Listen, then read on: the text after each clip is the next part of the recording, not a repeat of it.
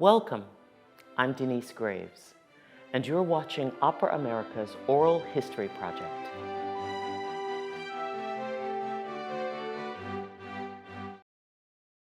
Well, thank you so much, Patricia Wise, for being with us. This is part of our oral history project that we launched at the time of our 50th anniversary back in 2020, but that 50th anniversary didn't last very long.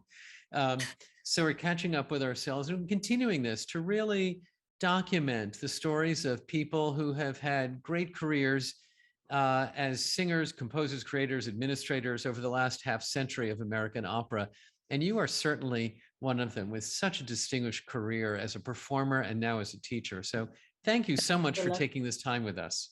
Sure, glad to do it. Very happy to do it. I always start off, who brought you to your first opera? I did.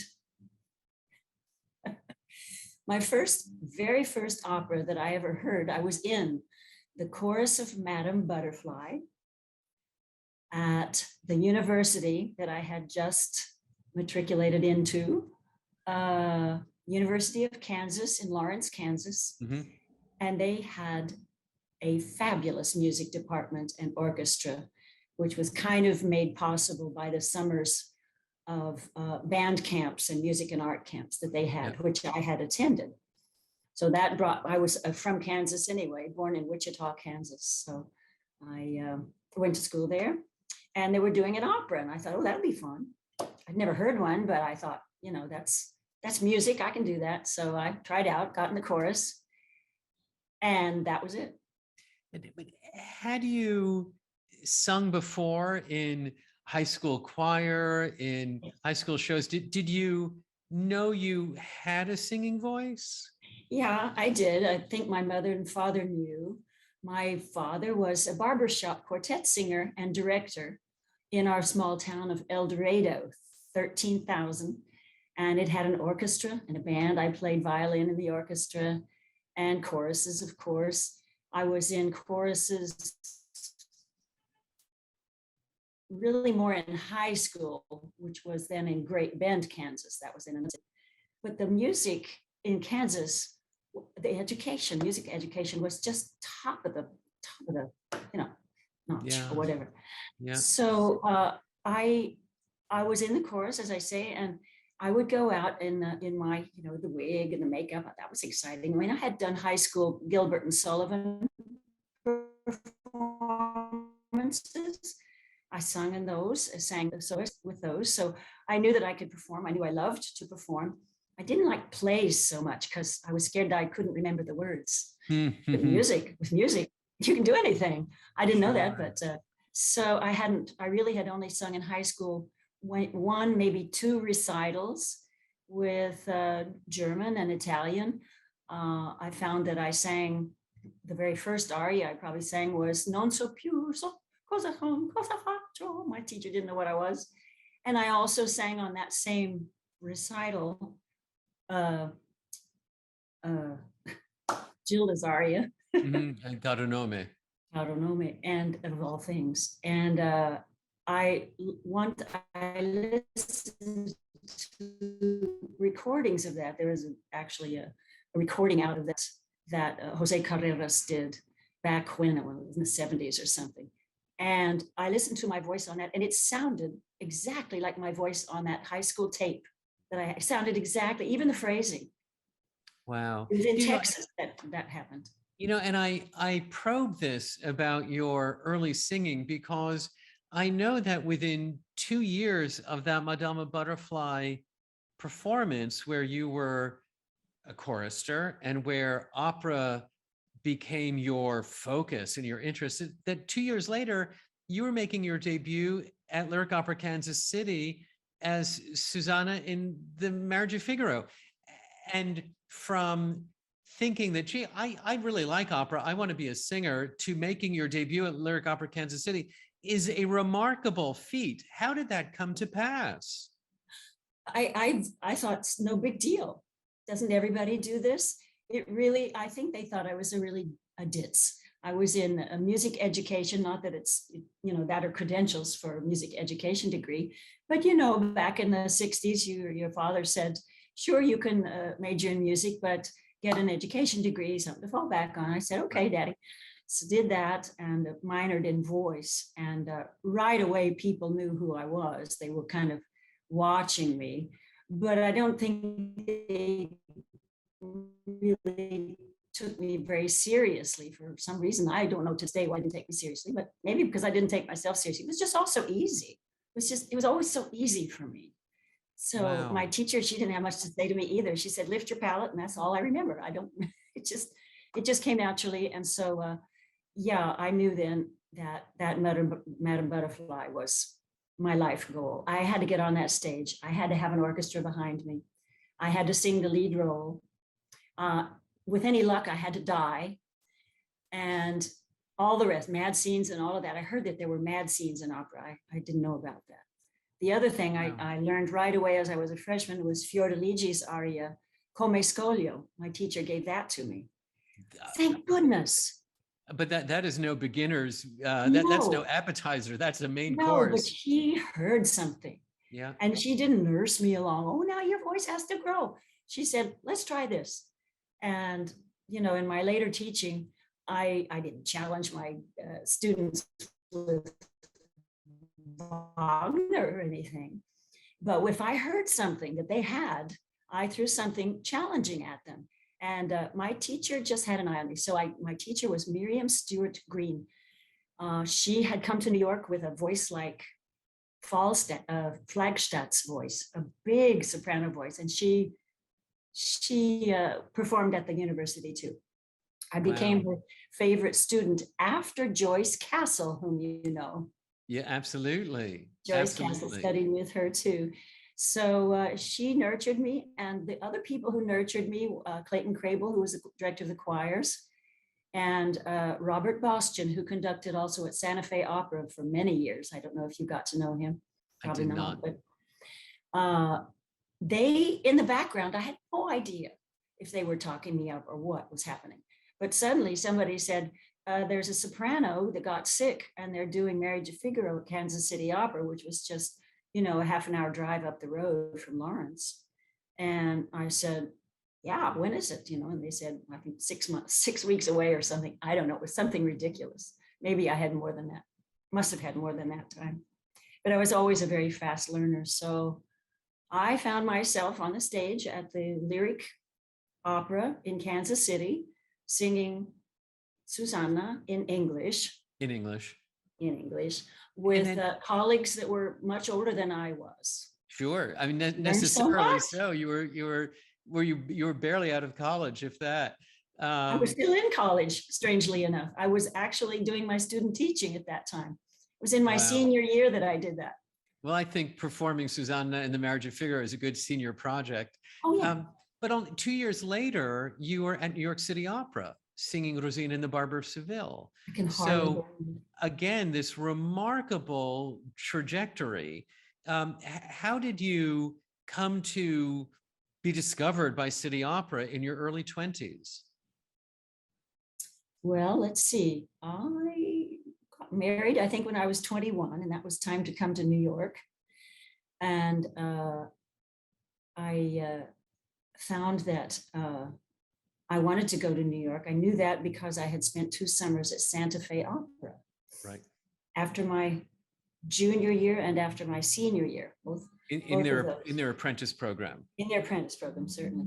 And everybody was in it, Ruth Falcon and Sam Raimi and David Gockley and all of those people who had real careers.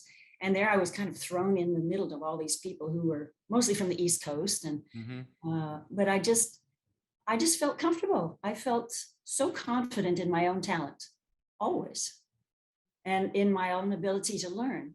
So, I never got trashed. I don't know. I just was lucky. I always felt lucky. So there you were at City Opera in amazing years, because in the late 60s, the company had only recently, in 1966, opened at New York State Theater at Lincoln Center. And I graduated, so I wasn't even here then. Yeah. in Beverly Sills, you know, in her great stardom there. What was it like being at City Opera in those days? Well, I came to town and I was in the Met studio for those 2 years, from 66 to 68.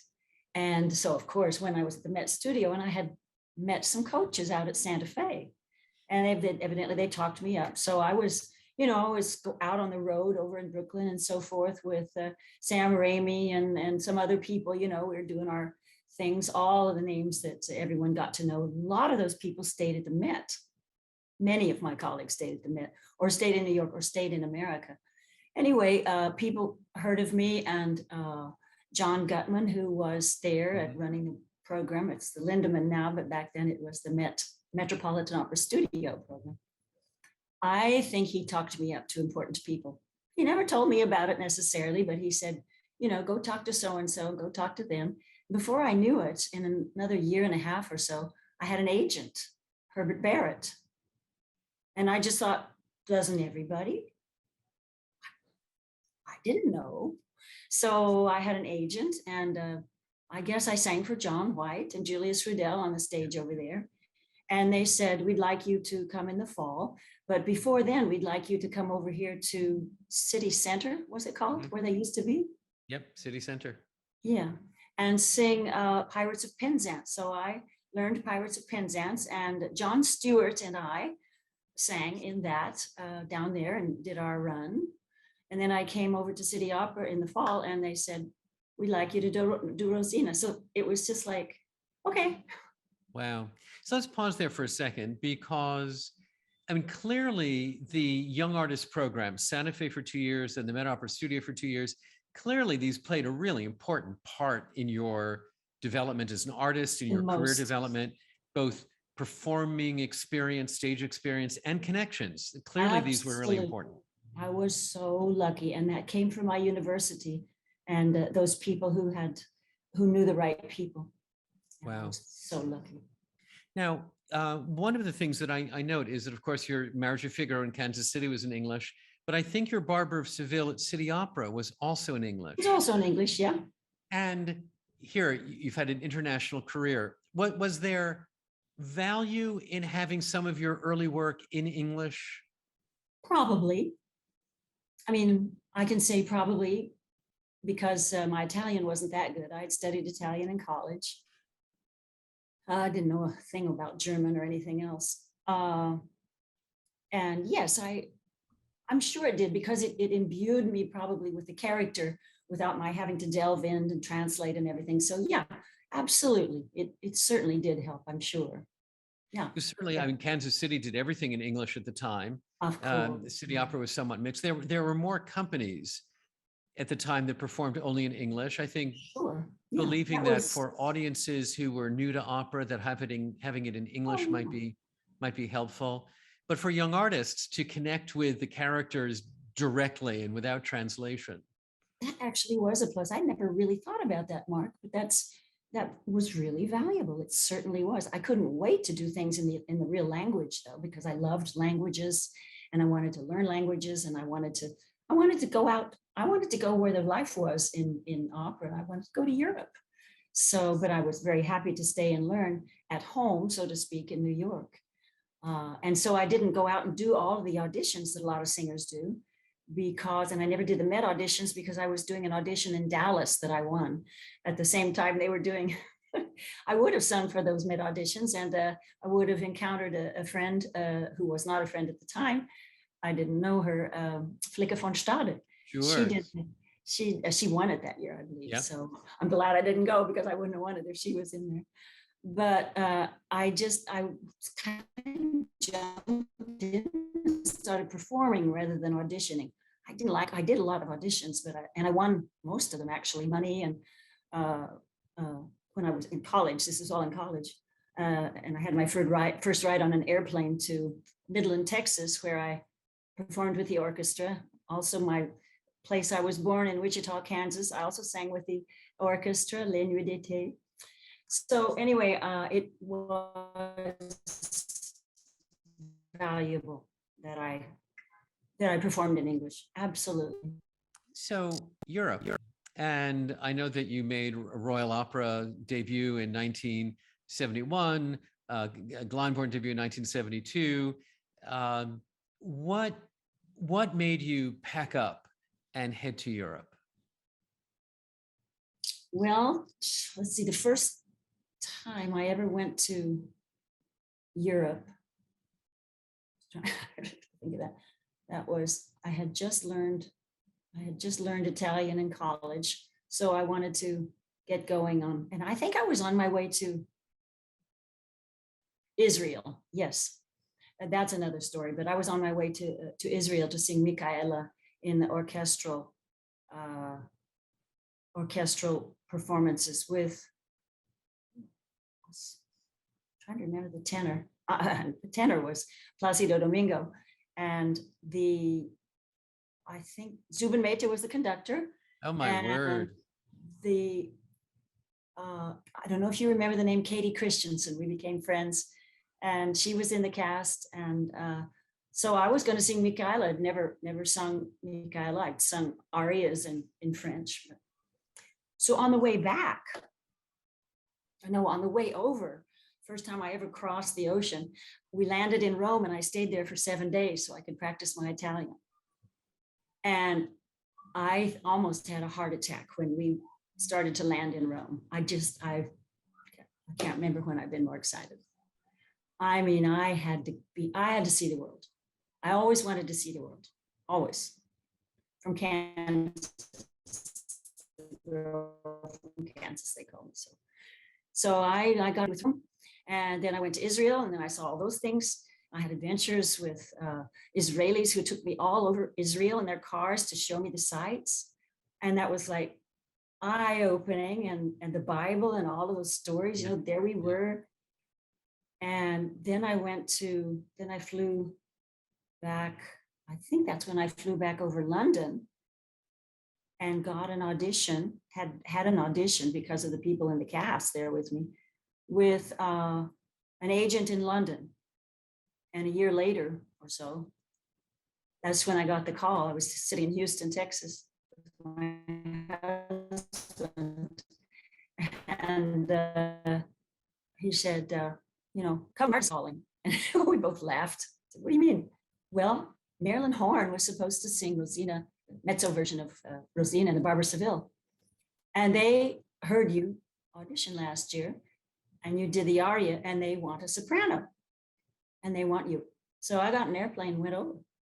Wow. And that was And I was going to ask you whether, was it your manager, Herbert Barrett, who got you auditions in London? But I hear you say that in fact it was because of some of the cast members who heard Yeah. you, liked you, thought well of you, and they said, hey, made a phone call, and there you were singing heard for if people. Zubin Mehta and Placido Domingo, who had an agent in London, had said you should sing for the agent. So yeah, that came from people who heard me and encouraged me. And that was really, they were my agents the whole time. Yeah, All the people who had confidence and told me that I had what it takes. I wouldn't have known otherwise, because I didn't do that much performing in college. I was, busy teaching choir in Kansas City. Yeah. I think it's such an important lesson for young singers to realize that, yes, a manager does one thing, but your colleagues are able to help you in all sorts of ways if you have done well and been nice, that your colleagues will help you in that way. You're sure you've heard of that with all of the people that you're interviewing. Oh, what a great job this is for you. You must be having a ball. It is great to talk to everybody and get to know them better. Yeah. Now, of course, your bio then goes on to say that you were a member of the Vienna State Opera from 1976 until 1991. That's an incredible 15 years as a member of the Vienna State Opera. We hear the terminology, a member of the Vienna State Opera. But what does that actually mean? Did that just mean you were a regular artist, or were you somehow a member of a core company? What does that mean? Usually, it means that you have a contract with an opera company. In Europe, they have the funding from governments, usually, which we didn't really have in America. So that was something to get used to. So they liked to hire their staffing. They had their orchestra always there. They had their chorus always there, like the Met, basically like the Met. And they had their house artists who had contracts per year.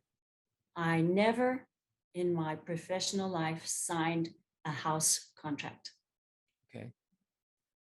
I wasn't a member per se of the Vienna Staatsoper or the Munich Staatsoper or Dresden or Berlin or London or Spain or anywhere because I wanted to be free. I had to have that freedom and I made sacrifices for that. I guess I did, but I got what I wanted, which was the freedom to choose and to say no.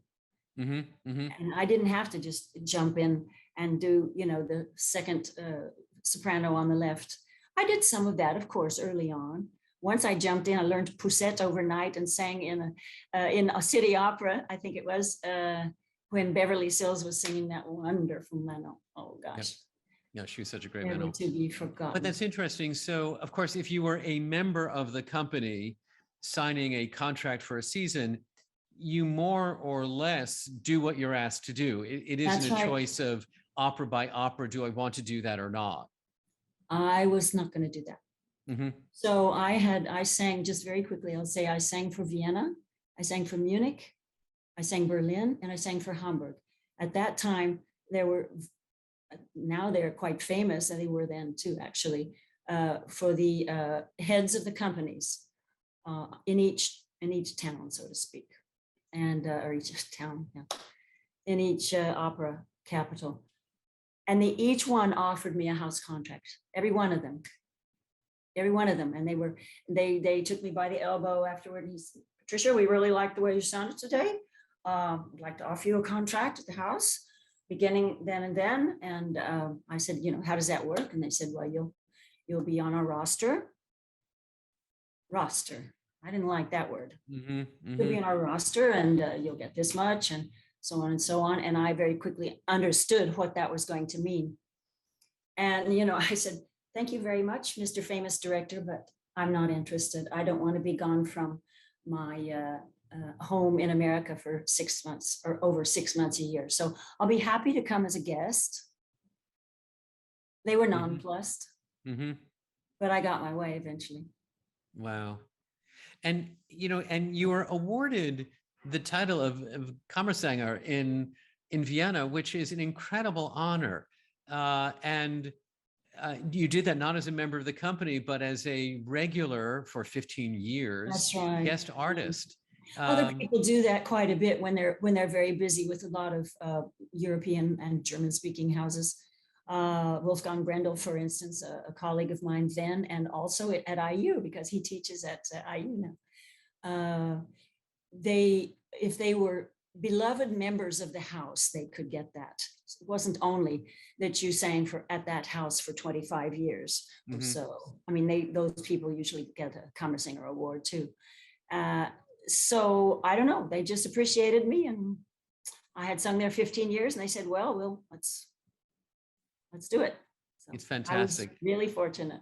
Absolutely fantastic. Now, you also sang orchestral repertoire. You did concertizing. Oh, yeah. And of course, for a busy singer, that's wonderful. It's a way to vary the vocal repertoire. Right. But did you find that concert work enhanced your work as an opera artist? How did the concert work sustain and support your artistry along with your opera work?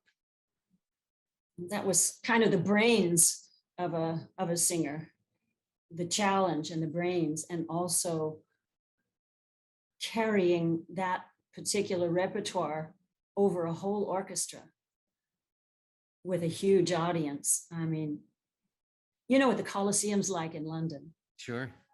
I sang on that stage with Colin Davis. Yeah. And the Lulu aria, actually it was. And so the challenge was big. I sang on lots of concert stages, fabulously interesting ones too. Under the Parthenon once in Athens, a Mozart. Wow. So I knew I learned along the way. and could learn because I had good education, and I was a fast learner. Everybody found that out, I guess. I don't know why, but I was. And I had the languages and the pronunciation eventually. So I did, all the Mozart repertoire and the Haydn and Bach and all of those as I was in Vienna and Munich and Berlin and Copenhagen and all of those places, Dresden. I was very often offered concerts, and that probably due to agents, because I was fixed in the opera houses. So they said, well, she must know what she's doing. Let's have her do. So I had wonderful challenges. And Patricia, did you do much recital work, solo recital work? I tried to avoid that. I got so nervous. After doing all that you've done, why did you try to avoid that? Because I didn't want to be there like Patricia Wise is singing this recital. Oh, and of course I've done recitals, but I just got so nervous. Oh, I just practically got sick every time. I needed a costume and I had to be somebody else. Okay. It had to be somebody else. Then I was happy. So when you were singing a costumed character, the nerves might be excitement, but if you were a solo recitalist, the nerves were real nerves. Oh gosh, I knew what nerves were when I was there in my concert dress. Did I enjoy it? Once I was in it, I mean, obviously I was not going to fall on my face, but once I was in it and interpreting those words, mostly the audience didn't understand what it was about, but I did. And it was up to me to communicate that. So that was a lovely challenge. And I think that was very good for me. So I did that throughout my career, not often, but in Europe, I don't think I ever sang a recital per se in Europe. Because they liked to have Janet Baker and, some real big stars do their recitals. And some of those big singers whose careers really were recitals. We don't have that as much. Janet Baker did very, very little staged opera. She was a great recitalist. We don't really have that today the way that was then. That's right, yeah. Now, I look at your repertoire, and you've already been describing it as, Susanna and Rosina, Michaela, but then I see Lulu on the list, and I love the opera, I love the role, but it seems kind of out of the blue. How did the Lulu come about? Well, I knew that I could do coloratura stuff. I mean, I'd done at City Opera, and then in Vienna and Glyndebourne, I had done Servinetta. So I had the chops, and all of the Rossini that I sang, and Mozart and everything. So I certainly had the chops for that, but I knew that I had the acting chops too. And I was well enough into my career that when that came along around about 1984, I think it was, I was doing a concert with Jeffrey Tate in southern France, doing the Mozart Alleluia. What's that? Mozart, whatever. Yeah, the Esultate Jubilate. Yes, yeah. Yes. Yeah, and it was a pleasure working with him. We'll talk about musicians. So we were finished with our work there, and I was ready to go on vacation in the French Riviera. And he said, "Oh, Pat, by the way," he said, we're doing a magic flute. I'm doing a new magic flute in Geneva next year. Would you be interested in singing Pamina?" I said, "Well, let me look at my book." I said, "Yes, I'd be thrilled. Thank you, Jeffrey." So we were working on that, and I was getting excited. And then the word came through that no, they're not gonna do Zauberflöte. They're gonna do Lulu. I said, "What?" That's a horse of a different color. Wait a minute. But I was at a point in my career where I was really ready for challenges. I was up to them. Everybody knew that I was. They knew that I could. And I knew that I could. And I thought, well, I probably wouldn't have had that on my schedule, but I'm ready for a new challenge instead of just repeating another Pamina, another Rosina, another, all those other roles out of 40. I had a lot to do, but especially in Europe, because it wasn't just the Met and then lots of houses kind of educating the audiences. I was in Europe. I didn't have to educate the audiences. I could just be and soak it up. So that was really my thing. And so I taught myself Lulu. I would taught myself all my roles at the piano because I could play the piano. I'd teach myself thoroughly, memorize it at home. And sometimes I had to do it really fast. And yeah, then I could get into a rehearsal and get going. So that was a big challenge, especially since I was pregnant that spring and Lulu was in, I think it opened in September. And I was going to return to Vienna and sing Susanna and Marriage of Figaro right after Lulu. So lots of performers do stuff like this and you think, what? But you just do. You're a pro. You know how to do it. You're up for the challenge or not. And I always liked that challenge, I guess. Wow. Now, Lulu is notorious, and it is not like singing Mozart, which is so kind to the voice. Lulu is very different. And did you approach it as if it were Zerbinetta? How did you tackle a role that is so notoriously difficult on the voice? That's a very good question. And I think my answer, I was thinking about this the other day, is that I'm going to sing it like I would sing any lyric piece, because it's lyric role. It lies high. There's a lot of jumping around, the notes jumping around. It's complicated, music, really complicated, but turns out I was up for that challenge too, which is kind of amazing. I sat there for a good month and a half, and in 6 weeks, I had 1, 2, 3. It was a 3-act Lulu, so it was the 3-hour one.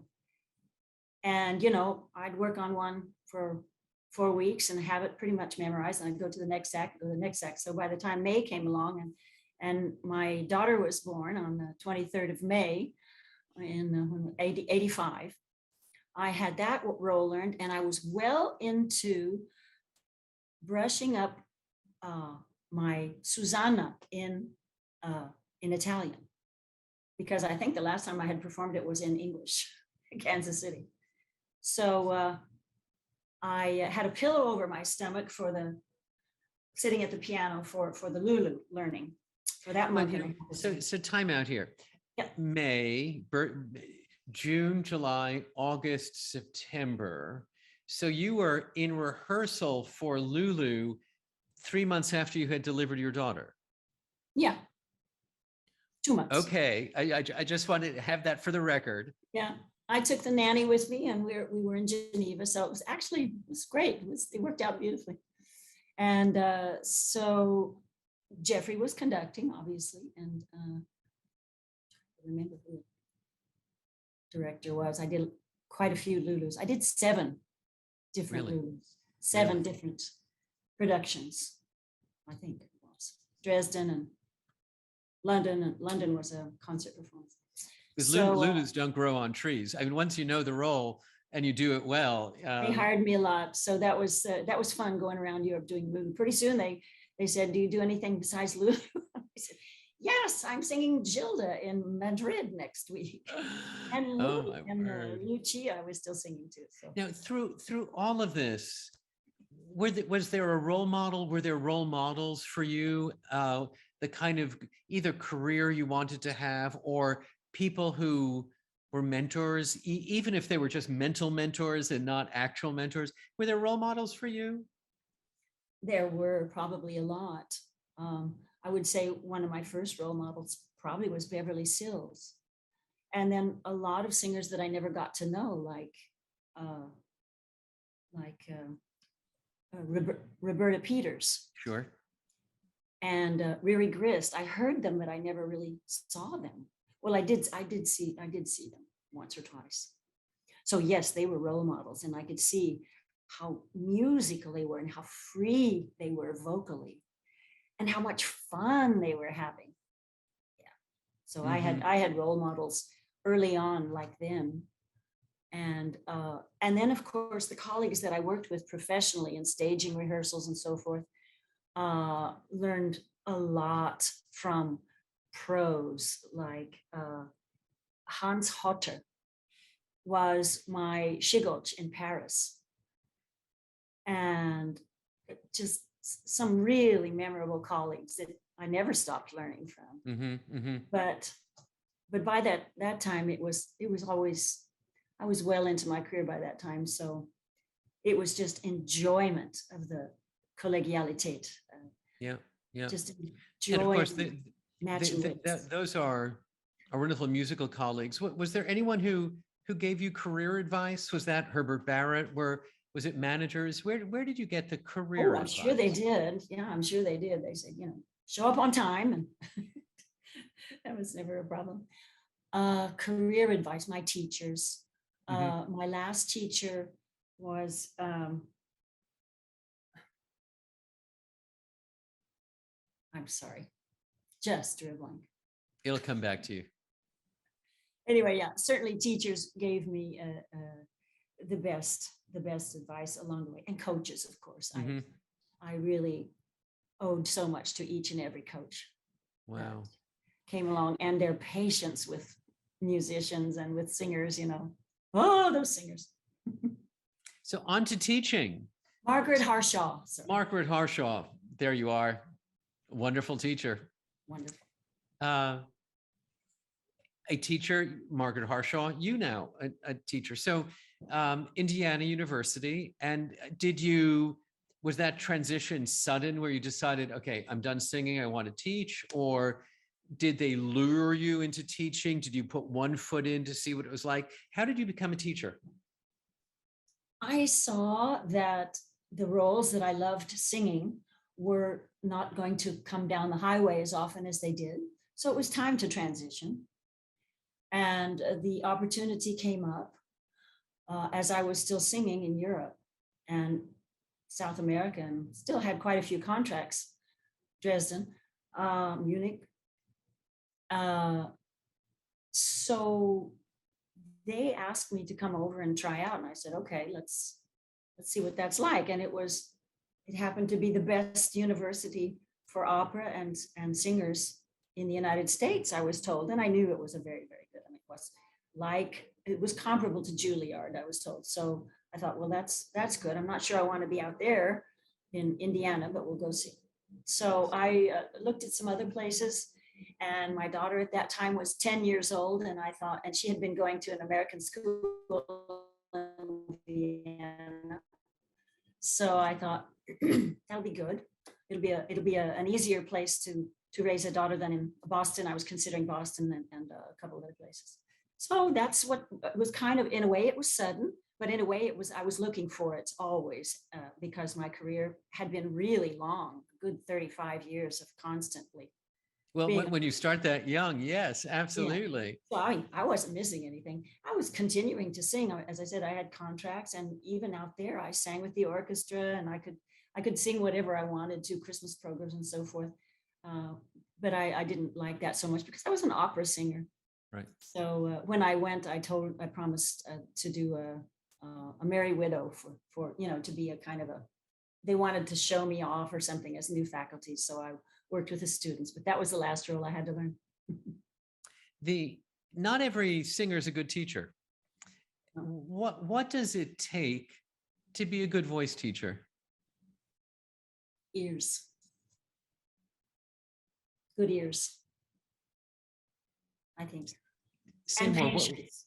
So patience, I understand. When you say good ears, what is it you are listening for? I listen intuitively to vocalism.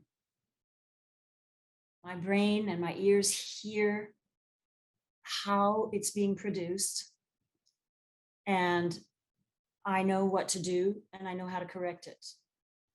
Kind of, I must have had that a lot.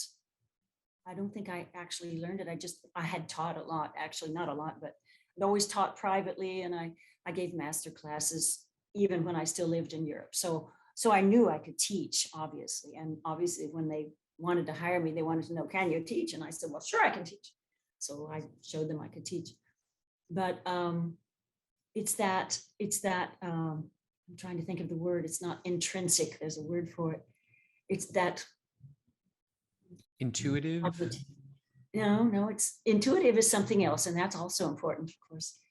I'll think of it like I thought of my teacher's name, but and I loved reading books, and I loved reading about teaching. I was very curious about that. I learned a lot of stuff from lots of different books, and from wonderful artists that came and gave master classes at IU. I learned from them, and I learned that my ideas were in accord with theirs. So that was really a wonderful experience for me as a new teacher in an academic situation. Right. The academia was that was harder to learn. Yeah, But I did it. I did it. they say opera companies are complicated until you get to a university. So Wow, the way it is. A place like IU, but no, it was all good. It was all good. I was lucky. And does teaching work across voice types? So you could teach a baritone as much as you could teach a soprano or mezzo soprano? Yeah, there's some I had to learn, obviously, about some of that. And I always said that the greatest teacher is your students. Probably everybody says that, but I found out that I learned more from students than I probably gave to them. I could learn so much from them and their struggles and their hopes and their ears and their responses to things. And it taught me how to be a better teacher just by listening to my students. And I really adored master classes because then, of course, you can perform a little bit.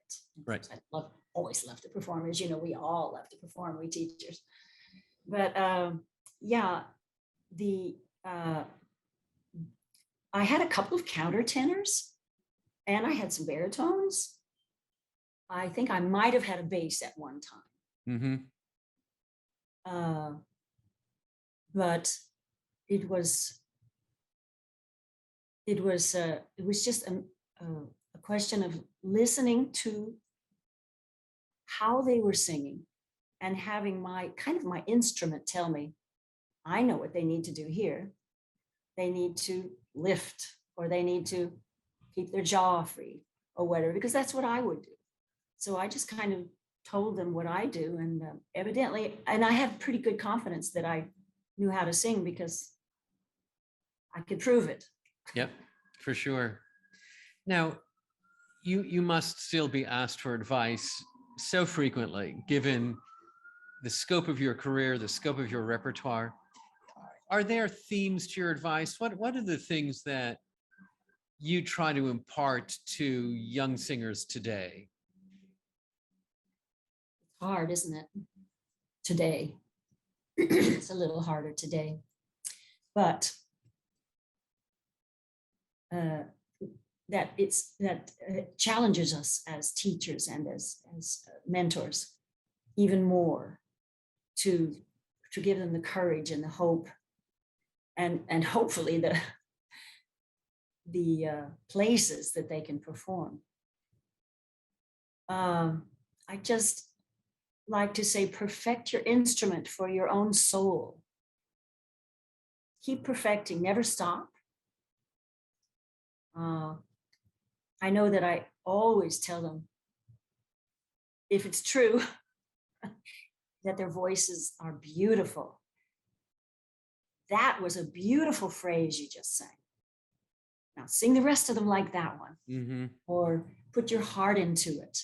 Don't forget the words. I mean, there I start to teach now, but I think that's what all teachers say, to encourage the students. They're learning so much. They're not learning just how to sing. They're learning how to control themselves in a lesson. Not all of them can do that. They have to learn that too. So I hope I was able to mentor and challenge. I know I challenged them a lot. I don't know. I have some very loyal students who keep in touch with me, so I must not have done such a bad job. No, I suspect not. Well, why is it so much harder today? Well, the atmosphere of fear, with the pandemic and everything, Sure. and the way it's affected everything. And the way it's brought to a slowed down, let's put it that way, slowed down career developments for the Yeah. same, all Yeah. those reasons. Absolutely. So it's But hard it for is all hard. of us. It is hard to imagine a young singer graduate or singing at Lyric Opera Kansas City before they graduate college. It's not that there are so many more singers today, I suspect, than there were years ago. So many more opera departments and bigger opera Yes. departments. Every Thanks to university you has one. guys.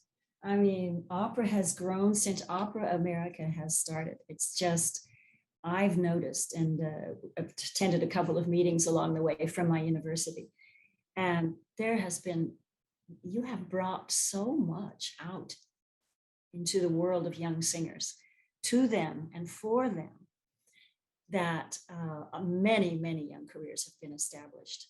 Thanks to you, Mark, and thanks to your And organization. I think Opera America isn't as much an instigator as a mirror, that we have grown as the field has grown, but it is also grown more complicated and more populated by challenges and barriers. So I so love hearing about your discovery of opera and your making it to the stage, before you graduate college. I think it's a phenomenal story. It is. It's amazing to me still. I never quite get over it. I was so lucky. Wow. Well, Patricia Wise, we are lucky that you spent this time with us today. Really marvelous to capture a little bit the edge of the story of your wonderful career. I always love seeing you in the halls here at the Opera Center or wherever it may be, and I look forward to the next time. But thank you so much for this time today. Thank you, Mark. All the best. Great to see you. Bye-bye. Bye.